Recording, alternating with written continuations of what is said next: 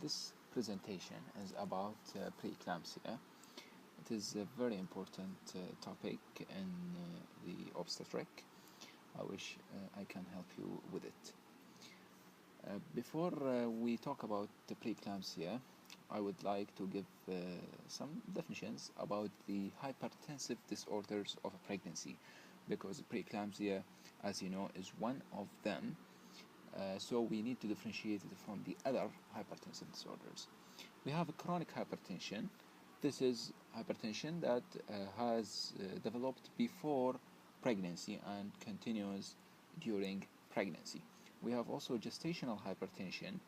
This is hypertension that develops in the second part of the pregnancy, usually after the 20th week of gestation. And we have also preeclampsia. Preeclampsia is hypertension plus proteinuria, and the preeclampsia can be new onset preeclampsia, which means there is no hypertension before a pregnancy, but the hypertension and proteinuria developed during a pregnancy, or can be a preeclampsia superimposed on chronic hypertension, which is in which case the patient has hypertension before the pregnancy, and then during the pregnancy she develops proteinuria with the hypertension. For the gestational hypertension, it must resolve within 6 weeks after delivery to be called gestational hypertension. That is why it is said to be defined in retrospect, which means that it is defined after or it's diagnosed after it resolves, because if it continues after 6 weeks of pregnancy, it is going to be called chronic hypertension. Okay, now let's start with a definition of preeclampsia. Preeclampsia is a multi-system pregnancy-induced disorder that is characterized by hypertension and proteinuria. So this is a pregnancy-specific condition, mainly composed of increased blood pressure and protein in urine. The incidence is about 5% of pregnancies. However, severe disease only affects 1% of pregnancies. This condition tends to occur in more frequency with advanced maternal age, with family history, with the first pregnancy. I mean the mother is pregnant for the first time, or also with multiple pregnancy, with obesity. All these conditions are considered risk factors for preeclampsia. Now let's talk about the pathology of preeclampsia. So in this slide you can see that on the left part we have the normal side, and on the right part we have the preeclampsia. What occurs during a pregnancy is that there is a normal invasion of the trophoblastic layer of the fetus into the maternal myometrium, into the spiral arteries. These are the arteries that are found within the myometrium of the uterus. The trophoblastic cells of the fetus must invade properly into these spiral arteries to dilate them, so to increase the blood flow into the placenta and hence into the fetus. Now what happens in preeclampsia is that there is a defective invasion of these trophoblastic cells into the maternal spiral arteries. This causes the spiral arteries to remain narrow and highly resistant, ending in placental hypoxia and infarcts. Placental hypoxia appears to be crucial to the development of preeclampsia. Now, this hypoxia will result in the release of factors. Many inflammatory factors are released into the circulation of the mother. These factors will target the endothelial cells, resulting in end organ damage.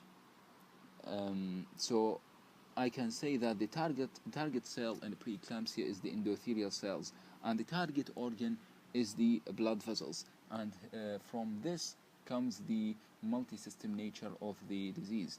It targets the blood vessels, and the blood vessels are everywhere in our bodies.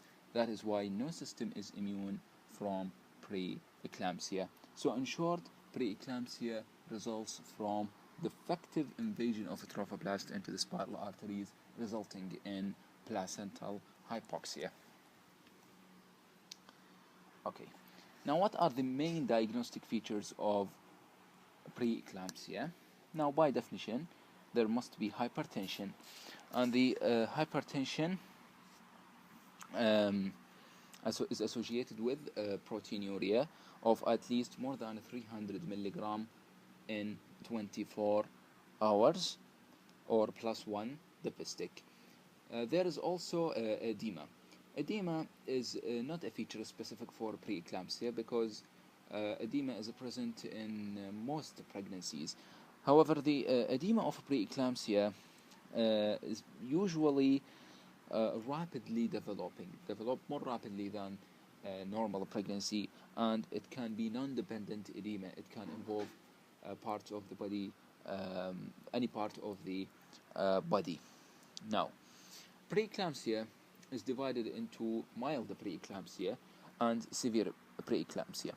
Most cases of preeclampsia are mild, 80% are mild, and the mild preeclampsia is defined by hypertension of less than 160 systolic blood pressure over 110 diastolic blood pressure, and a proteinuria of +1 dipistic. While severe preeclampsia is defined by hypertension of more than 160 over 110, and the proteinuria of more than 5 grams in 24-hour urine collection. This is severe preeclampsia. If you have blood pressure of more than 160 over 110, or proteinuria of more than 5 grams per day, it is considered severe preeclampsia. Severe preeclampsia is also diagnosed when there is evidence of end organ damage, and these involve any organ system in our bodies. For example, in the CNS, the patient may complain from headache, blurring of vision, seizures, which define eclampsia, a clonus, hemorrhage. Intracranial hemorrhage is considered the most common cause of death in preeclampsia. The GIT system may be affected, and the main organ is the liver. That is why the patient will complain from right upper quadrant pain, and this liver involvement ranges from asymptomatic involvement of the asymptomatic rise in the liver enzymes to fulminant hepatic failure and subcapsular hemorrhages, and so on.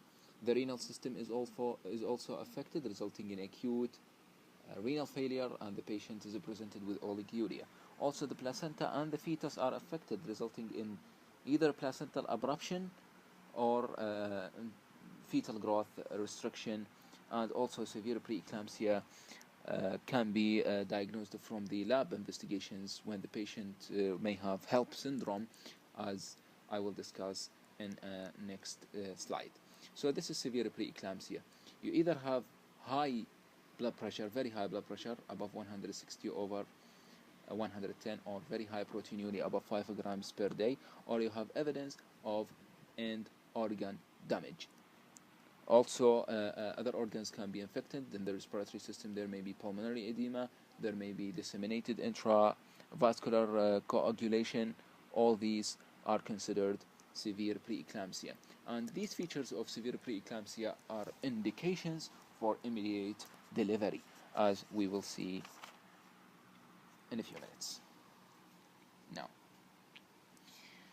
Now I would like you to imagine how to deal with a case of preeclampsia in the exam. Now, what will you ask your patient in history? How will you examine her? Now, for the history, you need to focus on whether this is a new onset hypertension, or is it a preeclampsia superimposed on a chronic hypertension, because preeclampsia superimposed on chronic hypertension tends to be more severe. And also you would like to focus on the risk factors. Is there any family history? Is this the first time the patient having high blood pressure or proteinuria? Also, you will ask about the maternal age, about any other medical conditions, especially renal diseases that increase the risk for preeclampsia. In your examination, of course, you will measure the blood pressure. You will check for edema.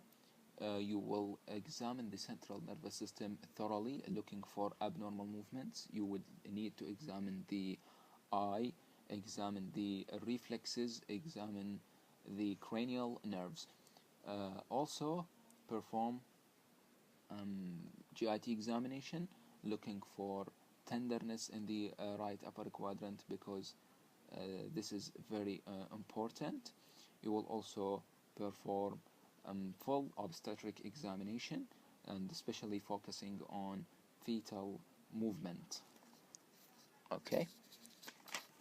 Now, after history and examination, you will think of sending the patient for investigations. Investigations for preeclampsia, in order to memorize them, you will try to divide them into the following. First, you will need to make sure that there is a proteinuria, because there is no preeclampsia without proteinuria.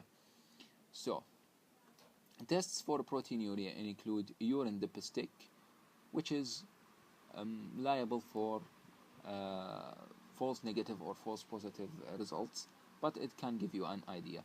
You can also perform a 24-hour urine collection, in which case the level must be more than 300 milligram per day. And also a very useful test is the protein creatinine ratio. If the urine protein to the urine creatinine ratio is more than 0.3, this test is considered positive for proteinuria. This is very useful in case it is difficult to collect urine for 24 hours. These are the tests for proteinuria. Then you will send the blood investigations, and you need to know what to look for in your blood investigations. You would look for features of hemolytic anemia, because hemolytic anemia is part of the HELP syndrome, as we will see. So in hemolytic anemia, there is an increase in the LDH, an increase in bilirubin, an increase in the uric count. Also, in the complete blood picture, you would look for thrombocytopenia, also a part of HELP syndrome. And then you will set investigations for complications. And these complications mainly include liver complications, HELP syndrome, so you would send for liver enzymes, and also, as I said, the patient is liable for acute renal failure.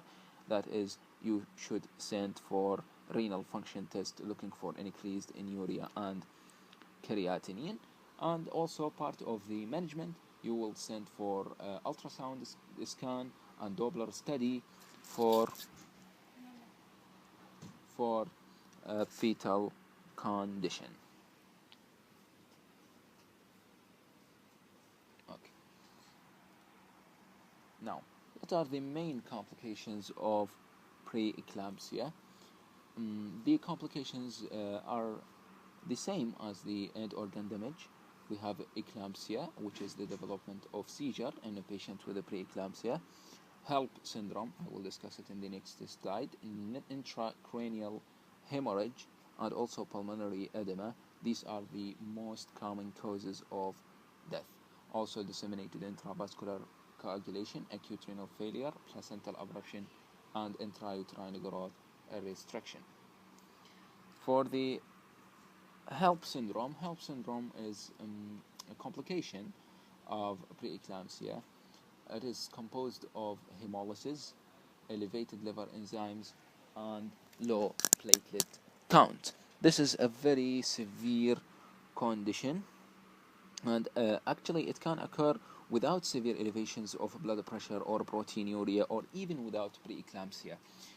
and it has a high mortality rate, and it is an indication for immediate delivery. And that is why you should focus in your history taking and examination if there is right upper quadrant pain or tenderness. You would need to diagnose or exclude HELLP syndrome. Now, how to manage a patient with preeclampsia? Most patients need to be managed in the hospital. Outpatient management is only considered for patients with blood pressure below 160 over 110 and low proteinuria, which are mild preeclampsia. However, most patients will need to be admitted to the hospital. Those patients, if you are going to manage outpatient, will need frequent checking of the blood pressure and frequent lab tests to be repeated on a weekly basis. Now, once the proteinuria exceeds +2 dipstick, you will need to admit the patient in the hospital and check the blood pressure 4 hourly.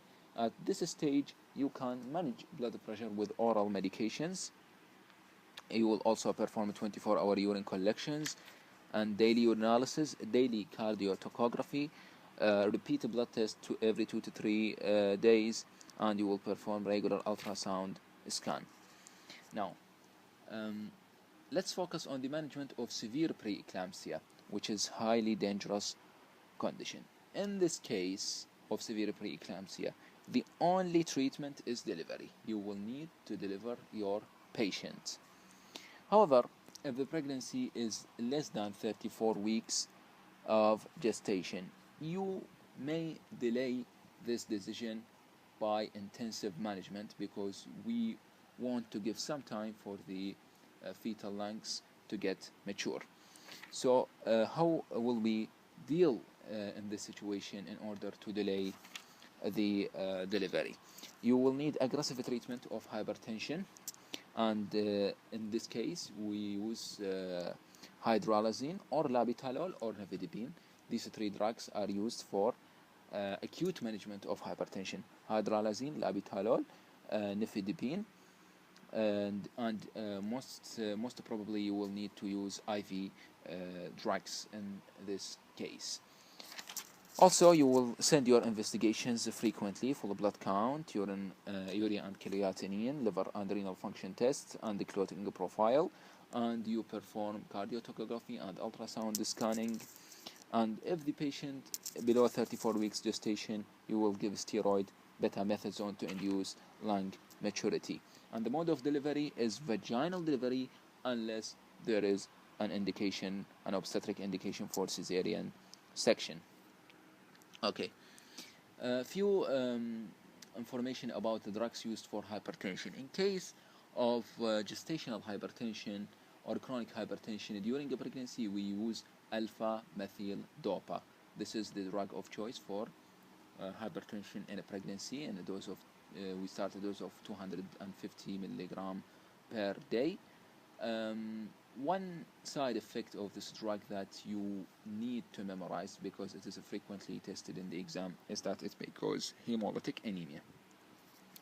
While for the emergency management of hypertension, you will use hydralazine, nifedipine, and labetalol. And also remember to avoid using ergometrine in the management of 3rd stage of labor, because this drug increases the blood pressure. So instead we will use oxytocin, which is the usual drug to be used in the 3rd stage of labor.